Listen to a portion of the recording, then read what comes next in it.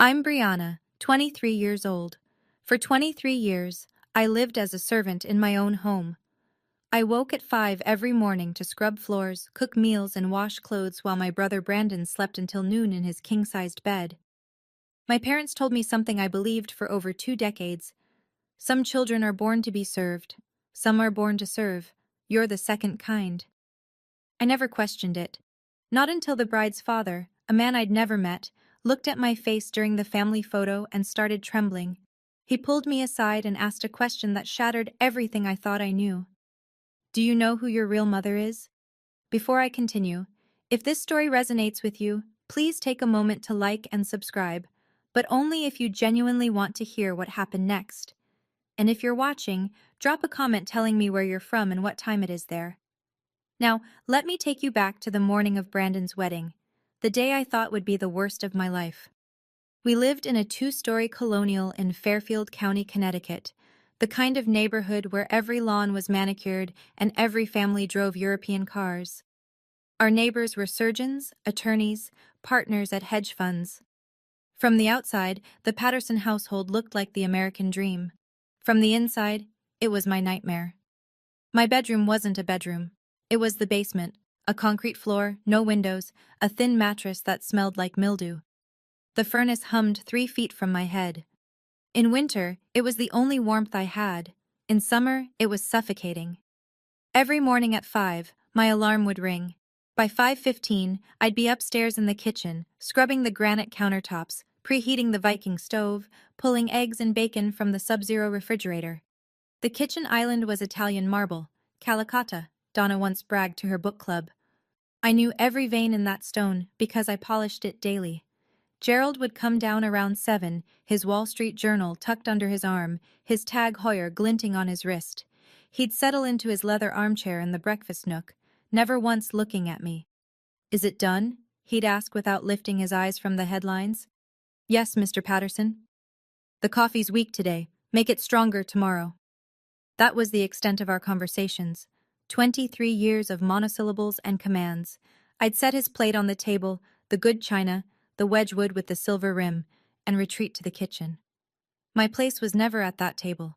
My place was beside the sink, eating whatever scraps were left after the family finished. But the thing that hurt most wasn't the cold basement or the endless chores. It was the way they referred to me. Brandon's room was on the 2nd floor, corner unit, with bay windows overlooking the garden. He had a 65-inch Samsung mounted on the wall, a PlayStation 5, and a walk-in closet bigger than my entire basement. He went to St. Thomas Academy, $45,000 a year, lacrosse team, college prep. I stayed home. Homeschooled, Gerald told the neighbors whenever they asked. The truth was simpler. No one taught me anything. I learned to read from old magazines Donna threw away. I learned math by counting change at the grocery store. When Brandon turned 18, Gerald handed him the keys to a white BMW 3 Series. I didn't have a driver's license. I didn't have a single form of identification. Your documents got lost in a fire, Donna told me once when I was 12 and asked why I couldn't enroll in the local middle school. It's too complicated to replace them. You're better off here with us. I believed her. Why wouldn't I? She was my mother. Brandon had an American Express Platinum card linked to Gerald's account. No limit. He bought sneakers that cost more than I'd touched in my entire life. I owned 3 dresses, all hand-me-downs from Donna, altered to fit my smaller frame. At dinner, the family sat together. Brandon would talk about his classes, his friends, his weekend plans. Gerald would nod approvingly. Donna would smile and refill his glass. I stood in the kitchen doorway, waiting to clear the plates. Once, when I was 14, I asked Donna why I couldn't sit with them. She laughed like I'd told a joke. Brianna, honey, the table only seats 3. It seated 6. I'd counted. That night, I realized something I'd never admitted to myself. I wasn't part of this family. I never had been. Gerald called them the family rules.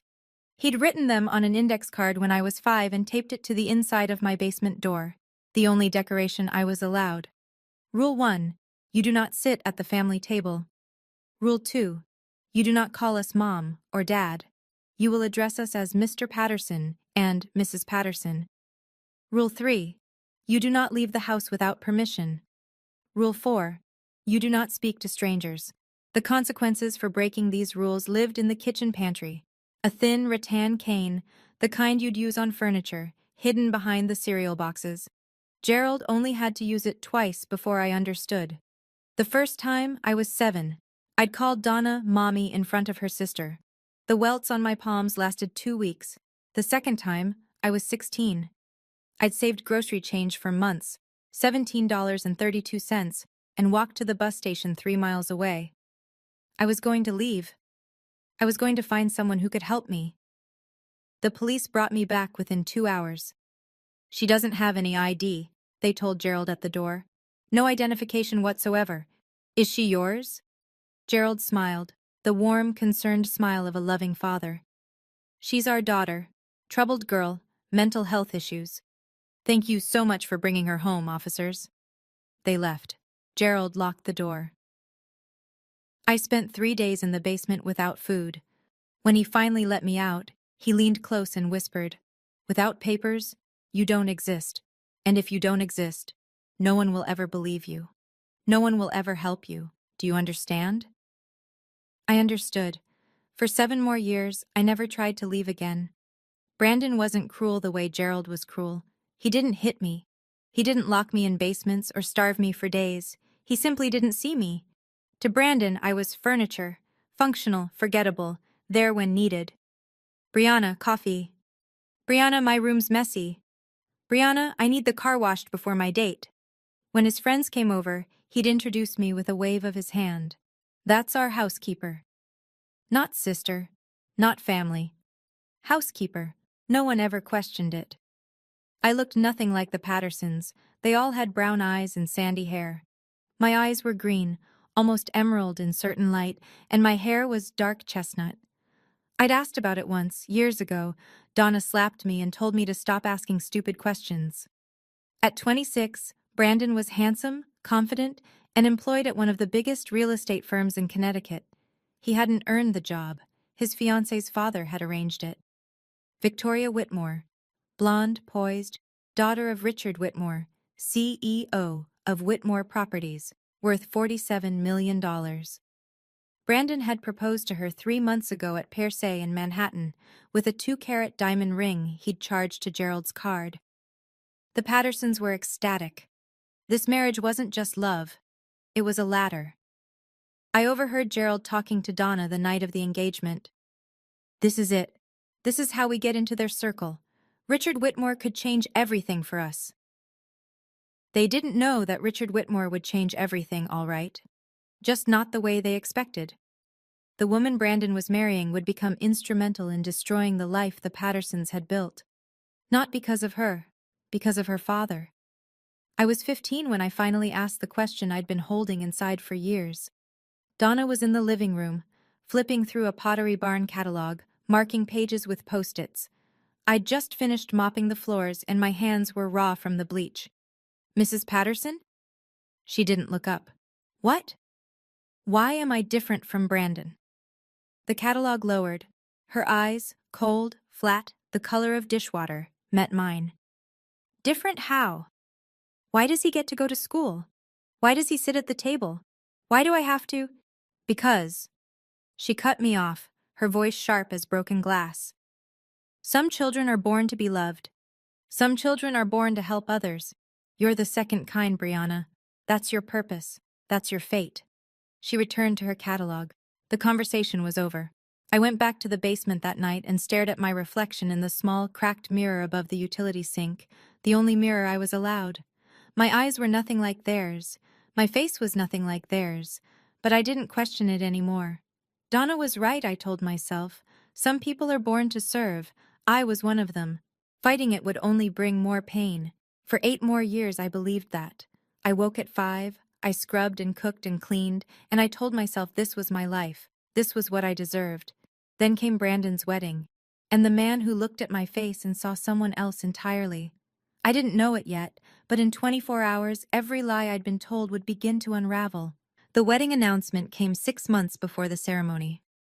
Brandon and Victoria would marry at the Ritz-Carlton in White Plains, 200 guests, a live orchestra, a 5-tier cake from a bakery in Manhattan.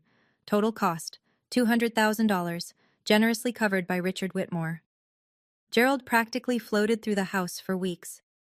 "This is the biggest day of our lives," he kept saying. "The Whitmores are old money, Connecticut aristocracy. We need to make an impression." Donna threw herself into planning. She coordinated with Victoria's mother on flowers, catering, the rehearsal dinner. She bought a new dress, Oscar de la Renta, champagne-colored, $4,000. I assumed I'd be a bridesmaid. I'd spent 6 months helping prepare, addressing invitations, organizing RSVPs, picking up dry cleaning. I'd even practiced walking in heels, imagining myself in a lavender gown, standing beside the altar. Then, 3 weeks before the wedding, Donna sat me down in the kitchen.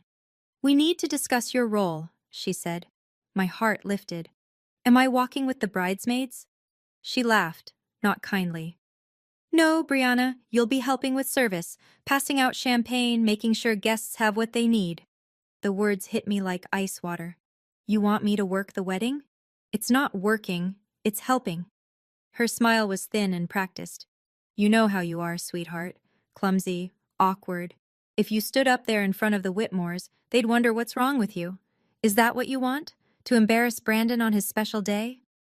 I shook my head slowly, the familiar numbness settling in. Later that night, the wedding invitations arrived from the printer. Embossed gold lettering, 600-gram cotton paper. I searched through every card. My name wasn't on the family list. It wasn't anywhere at all. The rehearsal dinner was held at the Greenwich Country Club. White tablecloths, crystal stemware, champagne that cost more per bottle than I'd seen in a year. The Whitmores had reserved the entire terrace overlooking the golf course. I wore black, simple dress, white apron. Donna had selected the outfit herself. "You look professional," she'd said, adjusting my collar. "Remember, smile, don't speak unless spoken to, and stay invisible." I carried a silver tray of champagne flutes through the crowd. Whitmore cousins, business associates, old money families whose names I recognized from the society pages Donna left lying around. No one looked at me. I was part of the scenery. Until Victoria noticed. She approached me near the bar, her blonde hair swept into an elegant updo, her engagement ring catching the sunset light. "You're Brandon's sister, right? Brianna?" I nearly dropped my tray. "Yes, ma'am." "Why aren't you sitting with the family?" Before I could answer, Donna materialized at my elbow, her laugh high and bright. "Brianna prefers to help out. She's shy, always has been, happier in the background." She patted my arm with the affection of a woman posing for cameras. Victoria's brow creased, but she nodded politely and drifted back to her fiancé. I resumed my rounds. That's when I noticed him, Richard Whitmore, Victoria's father, standing near the railing with a glass of scotch, watching me, not glancing. Watching. His face had gone pale, his jaw tight. He approached slowly. "Excuse me, what's your name?" "Brianna, sir." "Brianna." He said it like he was testing the sound. Do you happen to know who your birth mother is?" The question made no sense. "I'm sorry?" He stared at me for a long moment, then excused himself abruptly and walked toward the parking lot, phone already pressed to his ear. Donna watched him go, her smile frozen, her knuckles white around her champagne glass. The night before the wedding, I sat alone in my basement. Upstairs I could hear laughter, Donna toasting with her sisters, Brandon's college friends clinking bottles in the living room. The house thrummed with celebration. Down here, there was only the hum of the furnace and the drip of a leaky pipe. I held the black uniform I'd wear tomorrow, pressing out the wrinkles with my hands since I wasn't allowed to use the iron after 9 p.m. Beside me lay the white apron, starched and spotless. On my lap was a photograph, the only one I had of myself with the family. I was 5 in the picture, standing at the edge of the frame while Gerald, Donna, and toddler Brandon posed together by the Christmas tree. They were touching. I was alone. In 23 years of living in this house, I didn't have a single photo where I stood beside my parents. Not one. Why? The question had whispered to me my whole life, but I'd always pushed it down. Asking led to pain. Curiosity led to punishment. But tonight, in the darkness, the question wouldn't stay buried. Why didn't I look like them? Why did they treat me like a stranger? Why had they kept me hidden for so long? I thought about Richard Whitmore's face at the rehearsal dinner. The way he'd gone pale, the tremor in his voice when he asked about my mother. He'd looked at me like he knew me, like he'd been looking for me. But that was ridiculous. No one had ever looked for me. No one had ever wanted me. Tomorrow I would serve champagne at my brother's wedding, while my family pretended I didn't exist. Then life would go on, exactly as it always had. At least, that's what I believed. I had no idea what was coming. I woke at 4 a.m. on the morning of Brandon's wedding. The house was silent. I crept upstairs and started breakfast. Eggs Benedict, fresh squeezed orange juice, the spread Gerald expected before any major event. By 6, I had the dining room set with the good china. Then I moved to the guest room where Victoria's wedding dress hung in its garment bag. Vera Wang. $12,000. Hand-beaded bodice with a cathedral train. Donna had insisted on storing it at our house, claiming our closets had better humidity control than the Whitmore estate. The real reason, I suspected, was so she could show it to her friends. I steamed the fabric carefully, terrified of leaving a single crease. My hands trembled. If I damaged this dress, I didn't want to imagine what Gerald would do. Footsteps behind me. Donna appeared in the doorway, wrapped in a La Perla silk robe, her hair in rollers. "Don't touch the beading," she said. "That's imported crystal, worth more than you." "Yes, Mrs. Patterson." She watched me work, arms crossed. "When we arrive at the hotel, you'll enter through the service entrance. Don't let anyone see you going in." "Yes, Mrs. Patterson." "And don't embarrass us." Her voice dropped, sharp and cold. "This is the most important day of Brandon's life. If you do anything to ruin it, I will make you regret it." Gerald's voice boomed from downstairs. "Brianna, where's my coffee?" Donna smirked and left. I stood there, holding the steamer, staring at the wedding dress I wasn't allowed to touch, and the life I wasn't allowed to live. Something shifted inside me, small but irreversible. This would be the last time. I didn't know how, I didn't know when, but I was done. Enough. The Ritz-Carlton Grand Ballroom looked like something from a fairy tale. Crystal chandeliers dripped from 30-foot ceilings. White roses cascaded from every surface: the altar, the centerpieces, the sweeping archways. 200 gilded chairs faced a platform where Brandon would soon stand and promise forever to a woman whose family fortune could buy our entire neighborhood. I entered through the loading dock. The catering manager handed me a silver tray and pointed toward the ballroom. "Champagne service. Keep moving, keep smiling, don't engage in conversation." I nodded and took my position. Guests streamed in. Women in designer gowns, men in bespoke suits, diamonds glittering under the chandeliers. I wove between them, offering flutes of Veuve Clicquot, my eyes fixed on the floor. A woman in Chanel stopped me. "Excuse me, are you with the hotel?" "Yes, ma'am."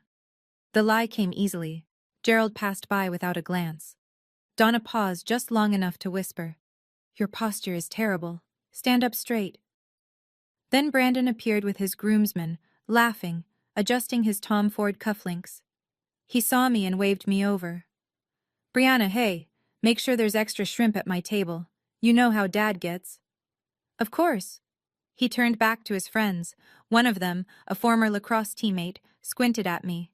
"Who's that?" "Housekeeper," Brandon said. "She's worked for us forever." The words sliced through me. Housekeeper, not sister, not family. But I didn't react. I'd learned long ago that reactions led to punishment. I returned to circulating, offering champagne to people who looked through me like glass. Then I felt it, someone watching. I turned. Across the ballroom, Richard Whitmore stood alone, his champagne untouched, his eyes locked on my face. He wasn't just watching this time. He was studying me. The ceremony began at 4 o'clock. A string quartet played Pachelbel's Canon as Victoria floated down the aisle in her Vera Wang gown, the train trailing 15 feet behind her. Brandon waited at the altar, beaming, his hands clasped in front of him. Gerald and Donna sat in the front row, dabbing their eyes with monogrammed handkerchiefs. I stood at the back of the ballroom, tray in hand, watching my family from 50 feet away. The officiant spoke about love, commitment, the sacred bond of marriage. Brandon's voice cracked when he said his vows. Victoria's eyes glistened as she slipped the Tiffany band onto his finger. They kissed. The room erupted in applause, and I stood there, invisible, holding champagne I wasn't allowed to drink. For a moment, I let myself imagine a different life, one where I sat in that front row beside Donna, one where I wore a lavender dress and held a bouquet of roses, one where Brandon introduced me to his bride as my sister Brianna instead of our housekeeper. But that life didn't exist. Maybe it never had. The crowd rose for the recessional. Brandon and Victoria swept down the aisle, arm in arm, showered with rose petals. As they passed, Donna caught my eye. Her expression wasn't warm. It wasn't proud. It was a warning. Don't forget your place. I lowered my gaze. Somewhere in the crowd, I felt that watching presence again. Richard Whitmore, standing near the back, hadn't clapped once. He hadn't taken his eyes off me for the entire ceremony. I didn't understand why, but a strange feeling crept through my chest, something I hadn't felt in years. Hope. And I didn't know what to do with it. If you've made it this far, I think you understand why I'm telling this story. You might know what it feels like to stand inside your own family and still be treated like an outsider. To serve people who refuse to acknowledge you exist. Let me ask you something. Have you ever had to serve someone who wouldn't even admit you were part of their family? If you have, I want to hear about it. Drop a comment. Let me know I'm not alone. And if this story is hitting close to home, please like and subscribe. Because what happened next changed everything I thought I knew about myself. I'll be right back. The reception began with champagne toasts and a 12-piece jazz band. I worked the Whitmore family table, refilling water glasses, clearing appetizer plates. Victoria's mother smiled politely at me. Her aunts and uncles chatted amongst themselves about summer homes in the Hamptons. Richard Whitmore sat at the head of the table, barely touching his food. Every time I approached, I felt his gaze. It wasn't uncomfortable exactly, not predatory or cold. It was something else, something I couldn't name. When I reached to clear his salad plate, his hand shot out and caught my wrist, gently but firmly. "I'm sorry," he said, his voice low. "I need to ask you something." "Of course, sir." "Your name is Brianna?" "Yes." "Brianna Patterson?" "Yes, sir." He released my wrist. His hand was trembling. "Do you know who your mother is? Your real mother?" The question again, the same one from the rehearsal dinner. "I live with Mr. and Mrs. Patterson," I said carefully. "They've raised me since I was a baby." Richard's face changed. Something broke behind his eyes, grief, or maybe recognition. "Excuse me," he whispered, and stood abruptly from the table. I watched him walk toward the terrace doors, pulling out his phone. Through the glass, I could see him pacing, speaking intensely to someone on the other end. Victoria noticed. "Is my dad okay?" I didn't know how to answer. At the family table, Donna was watching the scene unfold. Her champagne glass paused halfway to her lips. She leaned toward Gerald and whispered something. He turned, found me with his eyes, and his expression hardened into something I recognized. Fear. I'd never seen Gerald Patterson afraid of anything. Until now. The photographer clapped his hands and called for the family portraits. "Bride and groom's families, please gather by the floral arch." The Whitmores assembled first. Richard, his wife Eleanor, Victoria's brother and his wife, a cluster of elegant relatives in coordinated pastels. Then the Pattersons. Gerald straightened his tie. Donna smoothed her Oscar de la Renta. Brandon wrapped an arm around Victoria's waist. I stayed back, tray in hand. The photographer scanned the group, then pointed at me. "What about her? Is she family?" Silence. Gerald's smile tightened. Donna looked at the floor. Brandon said nothing. Then Richard Whitmore's voice cut through the awkward pause. "Yes, she's family. Brianna, please come stand beside me." I froze. "Sir?" "You heard me." His voice was calm but firm. "Come here." I set down my tray. My legs felt like they belonged to someone else as I walked toward the group. Gerald's face flushed red. He couldn't object, not to Richard Whitmore, not the man paying for this entire wedding, but I could see his jaw working, the fury barely contained. Richard placed his hand on my shoulder. His palm was warm, steadying. "Right here," he said softly. "This is where you belong." The photographer adjusted his lens. Everyone ready? Big smiles. The flash fired. Richard kept me close as the photographer showed him the preview on the camera's screen. I watched his face as he zoomed in on the image, specifically on me. His eyes went wet. Those eyes, he murmured, almost to himself. That chin. My God. He pulled out his phone again and walked away, dialing. I heard only fragments. It's her, I'm certain. Get the file, the FBI cold case from 2003, and prepare a DNA kit, tonight. My heart stopped. What had he just said? The moment the photographer moved on, Gerald's hand clamped around my arm. Outside, now. He pulled me through a service corridor, past the kitchen, into a narrow hallway where crates of champagne were stacked against the wall. The noise of the reception faded to a distant hum. What did you tell him? Gerald's face was inches from mine, his breath hot with whiskey. Nothing. I swear I didn't. Don't lie to me. His grip tightened until I winced. Why was Whitmore asking about your mother? I don't know. He just asked, and I said I lived with you. Gerald shoved me against the wall. The crates rattled. Listen to me carefully. His voice dropped to a hiss. If you say anything, to anyone about our family, I will throw you out on the street. No money, no clothes, nothing. You'll be homeless within a week. Do you understand? Donna appeared at the end of the hallway, her heels clicking against the concrete. What's happening? Whitmore keeps asking questions about her. Gerald jerked his head toward me. Something's wrong. Donna's eyes narrowed. She approached slowly, her champagne-colored gown swishing against the floor. Brianna, her voice was ice. After the reception, you're staying to clean.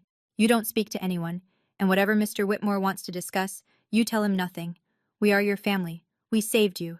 Without us, you'd be dead in a gutter somewhere. She smiled, that practiced public smile.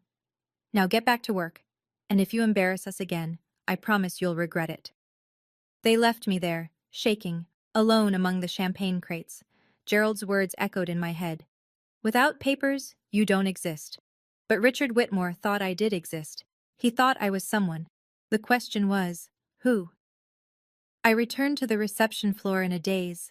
The jazz band had started, and couples swayed on the dance floor, Brandon and Victoria in the center, their foreheads touching, the picture of newlywed bliss. Gerald and Donna sat at the family table, laughing with guests, performing their roles as devoted parents. I picked up my tray and resumed circulating, but my hands wouldn't stop trembling. Gerald was right. Without documents, without proof of identity, I was no one. If I tried to leave, I'd be picked up by police within days, a vagrant with no name, no history, no one to claim her. This was my life. It always had been. It always would be.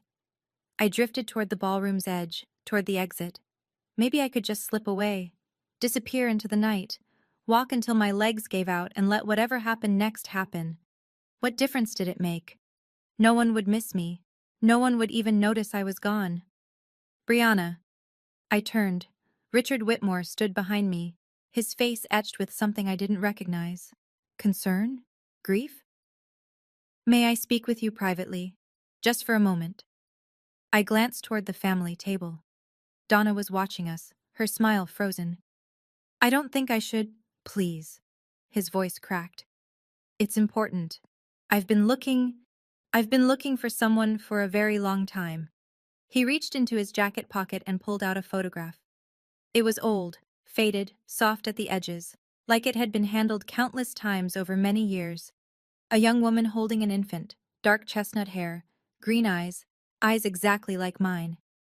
Do you recognize anyone in this picture? Richard asked quietly. My throat closed. I don't know who that is. But something deep inside me stirred, something that felt like remembering. Richard led me to the terrace overlooking the hotel gardens. The night air was cool. Inside, the reception continued. Clinking glasses, bursts of laughter, the band launching into a Sinatra standard. Out here, there was only the distant hum of traffic and the hammering of my own heart. Richard held the photograph toward me again. In the soft light from the ballroom, I could see it more clearly now. The woman was young, mid-20s maybe, with a tired but radiant smile. The baby in her arms was wrapped in a pink blanket, eyes closed, impossibly small. This is my sister Margaret, Richard said. And the baby is her daughter, Brianna Ashford Whitmore. I stared at him. I don't understand. 23 years ago, Margaret's baby was taken from Stanford Hospital, kidnapped from the nursery in the middle of the night. His voice wavered. My sister spent 5 years looking for her. She hired investigators, worked with the FBI, never stopped believing her daughter was alive. He swallowed hard. She died when the baby would have been 5. Heart failure, but the doctors said it was grief. She simply gave up. I'm so sorry. My voice came out as a whisper. But I don't see what this has to do with me. Richard turned to face me fully. Brianna. The baby's name was Brianna. She had green eyes, rare in our family, but Margaret had them too. He gestured toward my face. That nose, that chin, the shape of your mouth, it's identical. I took a step back. Mr. Whitmore, I think you're confused. I've been searching for 23 years. Tears streamed down his cheeks. And when I saw you at the rehearsal dinner, I knew. He reached into his other pocket and withdrew a small plastic container. Please, let me take a DNA sample. If I'm wrong, I'll never bother you again. But if I'm right, he steadied himself. If I'm right, then the people in that ballroom are not your family. They're the people who stole you. The words hung in the air like smoke. Stole you. For 23 years I'd been told I was worthless. Born to serve. Lucky to have a roof over my head. And now this man, this stranger, was telling me I might have been stolen. That the people who raised me might be criminals. That I might have a family who actually wanted me. It was too much. Too impossible. I can't, I said, backing away. I can't do this. Brianna, please. Richard's voice was gentle but urgent. I have a lab on standby. ABB certified, the gold standard for DNA testing. Results in 72 hours. Even if the test matches, if it matches, you're Margaret's daughter. You're my niece. He swallowed. And you're the legal heir to the trust she established before she died. I stopped. What trust?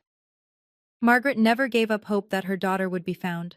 She set up a trust fund in your name, in Brianna Ashford Whitmore's name, to be released if you were ever recovered. It's been growing for 23 years. How much? Richard met my eyes. $12 million? The terrace tilted beneath me. But this isn't about money, he said quickly. It's about the truth. It's about justice. And it's about giving my sister peace, finally knowing what happened to her child.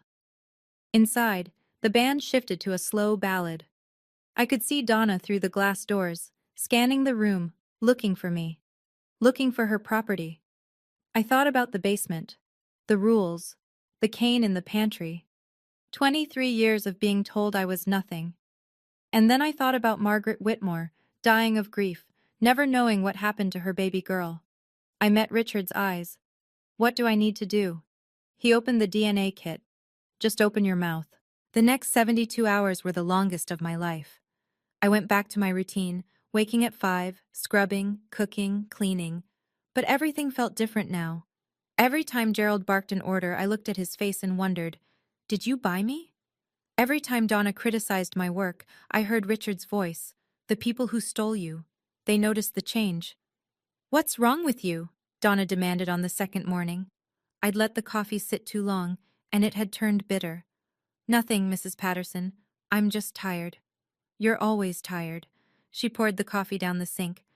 Make another pot, and this time, pay attention. I made another pot. I washed the dishes. I folded the laundry.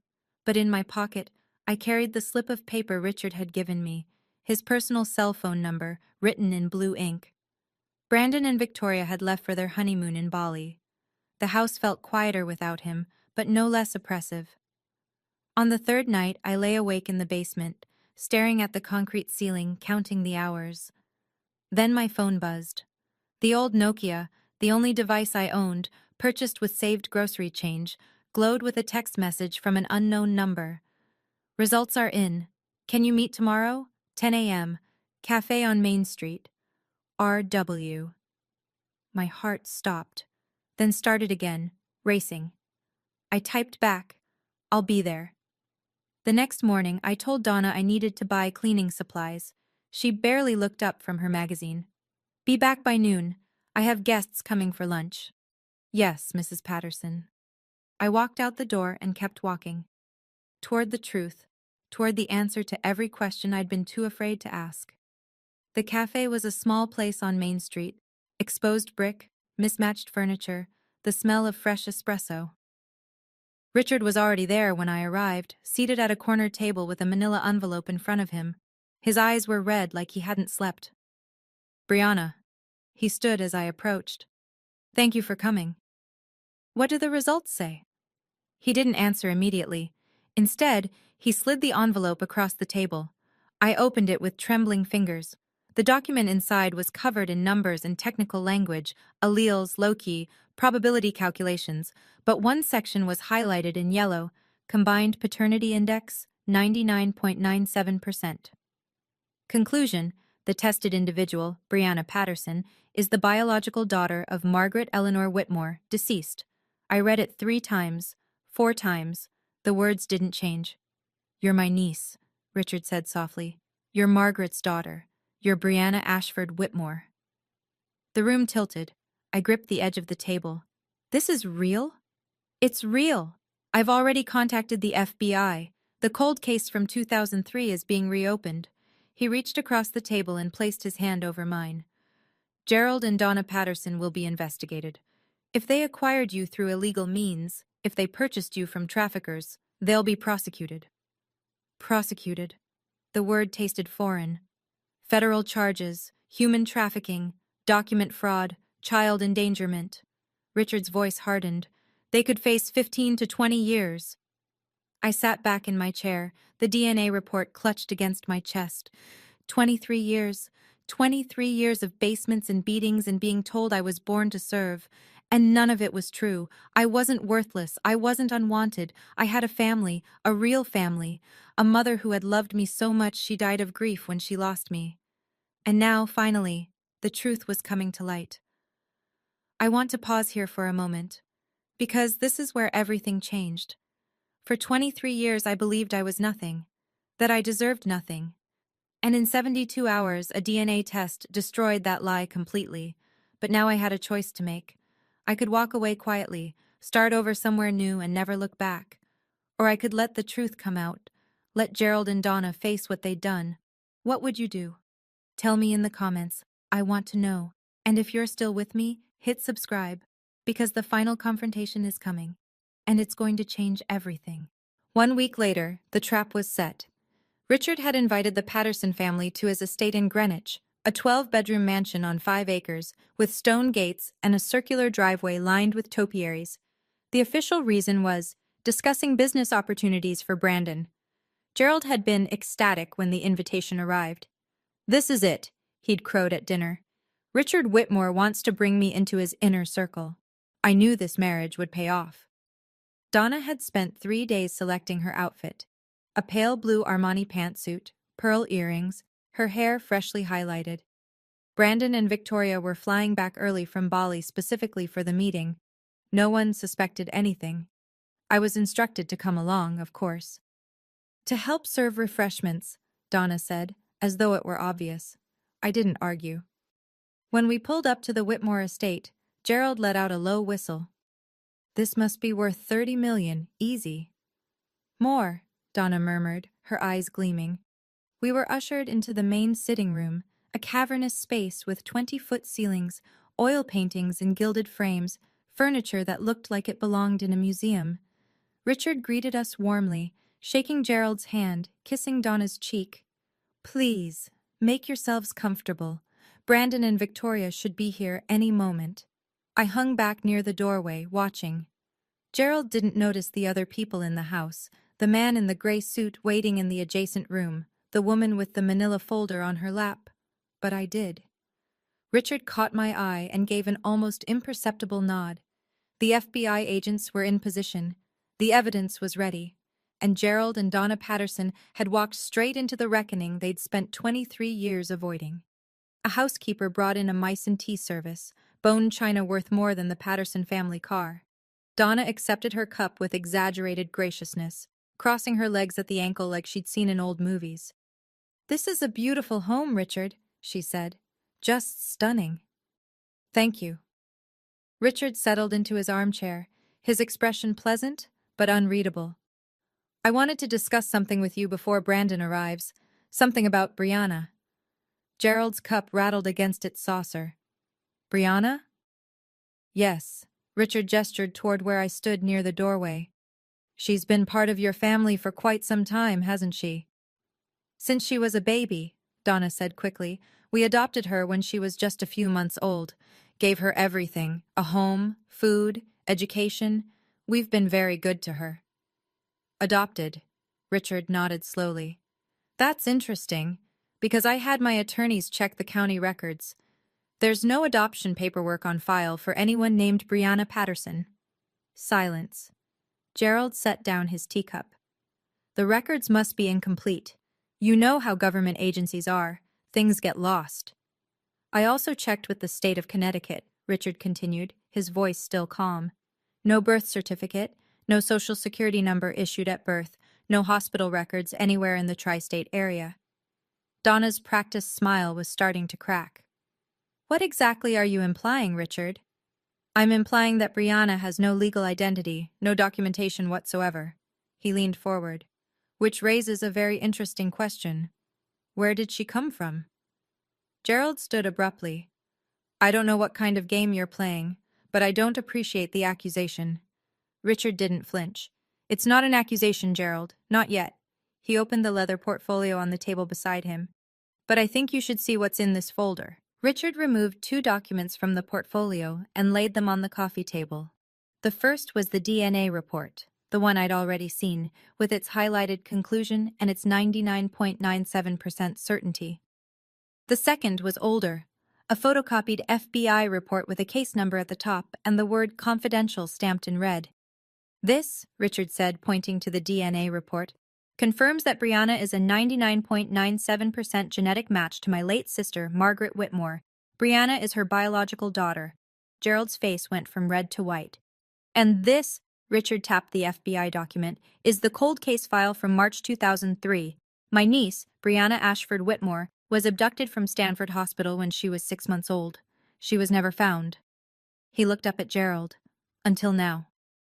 Donna's teacup slipped from her fingers and shattered on the Persian rug. "This is insane," Gerald sputtered. We would never—" "Then explain the documents." Richard's voice hardened.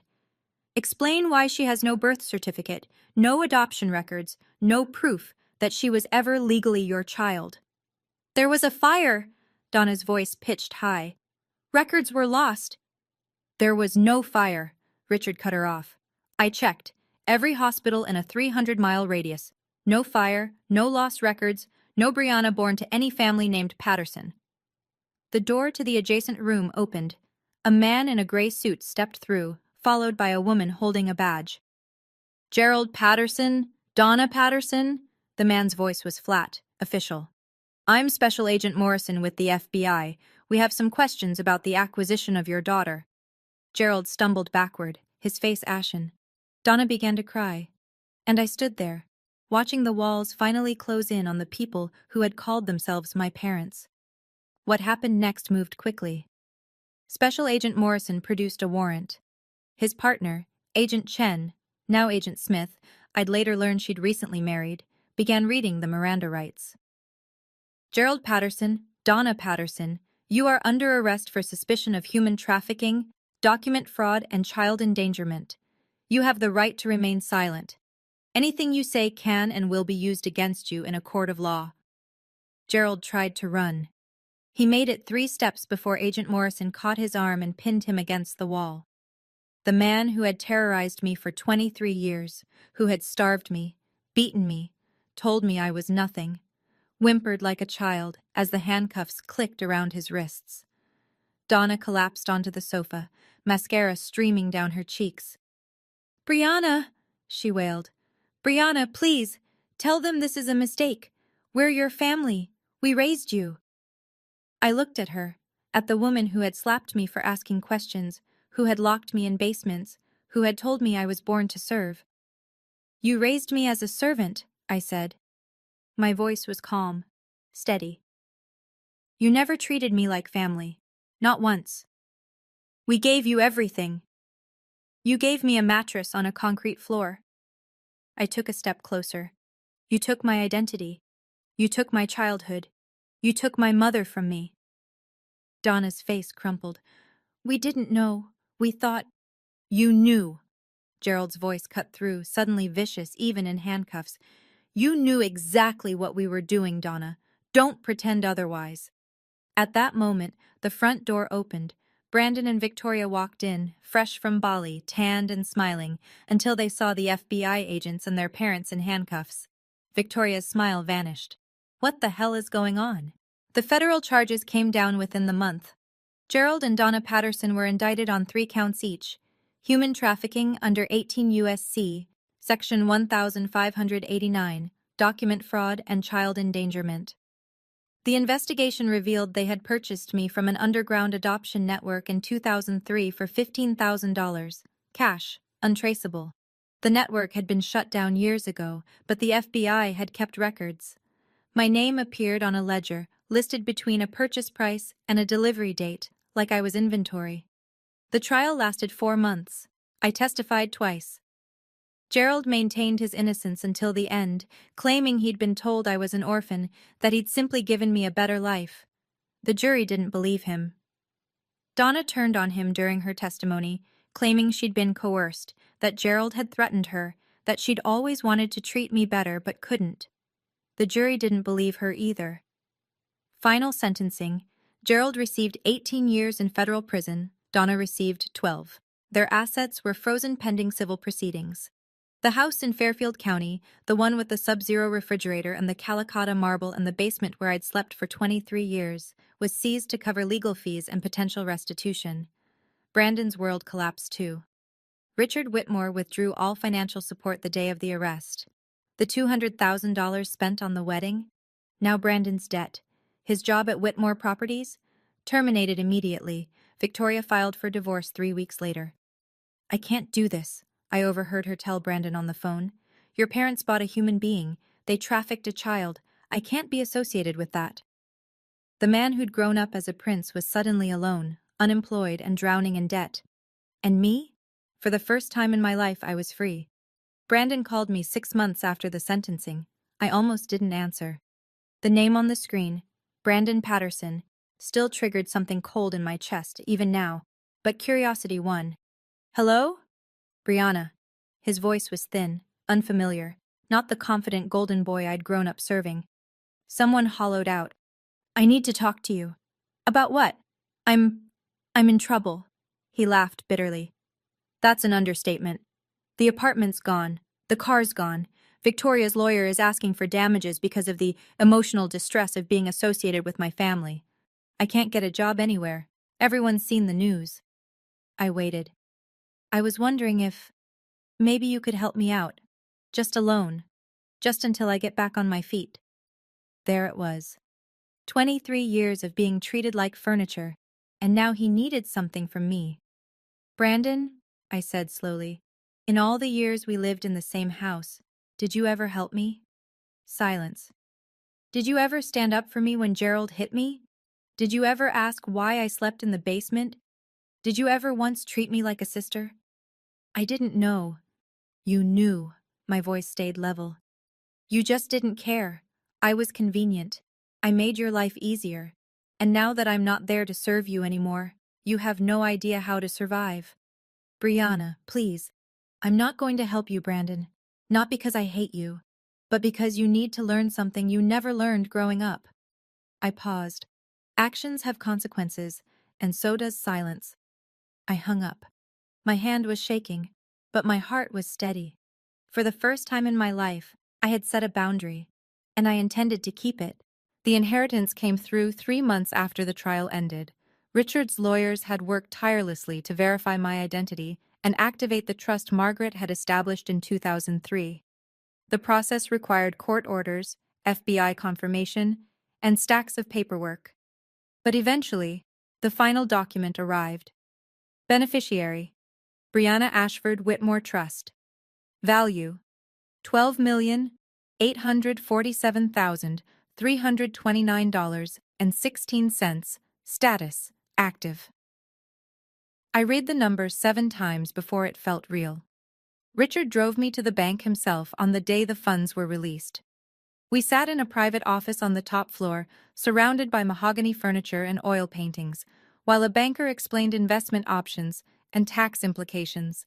$12 million, more money than the Pattersons would see in 10 lifetimes. But it wasn't the money that changed me. It was the name. Brianna Ashford Whitmore. My real name. The name my mother had given me before I was stolen. Richard helped me move into a guest suite at the Greenwich estate. I had my own room, with windows overlooking a rose garden, a king-sized bed with Egyptian cotton sheets, and a bathroom bigger than my old basement. The first night, I couldn't sleep. I just walked around touching the walls, running my fingers across the curtains, reminding myself this was real. Richard enrolled me in a college preparation program. My lack of formal education didn't matter. There were resources, tutors, people who specialized in helping survivors of trafficking rebuild their lives. A year later, I received my acceptance letter.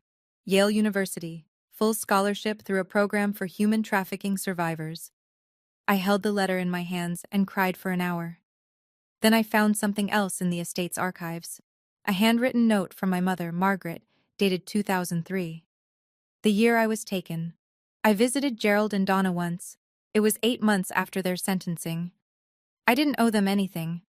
Richard and my therapist both said I shouldn't go. But I needed closure.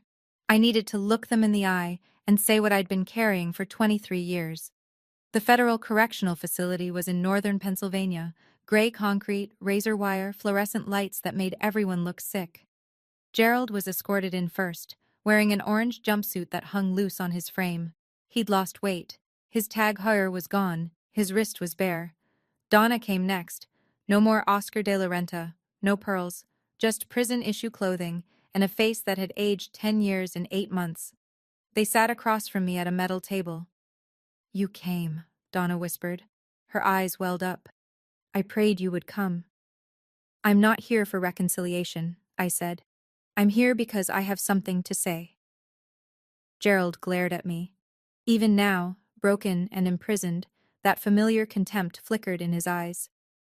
"Then say it." I met his gaze. "For 23 years, you made me believe I was worthless, that I was born to serve, that I should be grateful for scraps." I kept my voice steady. "But you were wrong. I wasn't born to serve. I was stolen, and you knew it." Donna sobbed. "We thought we were saving you. You thought you were getting free labor," I cut her off. "I'm not here for your excuses. I'm here to tell you, I'm done. I'm not carrying your shame anymore. I'm not carrying your cruelty." I stood.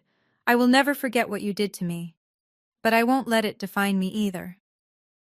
I walked out without looking back, and I never saw them again.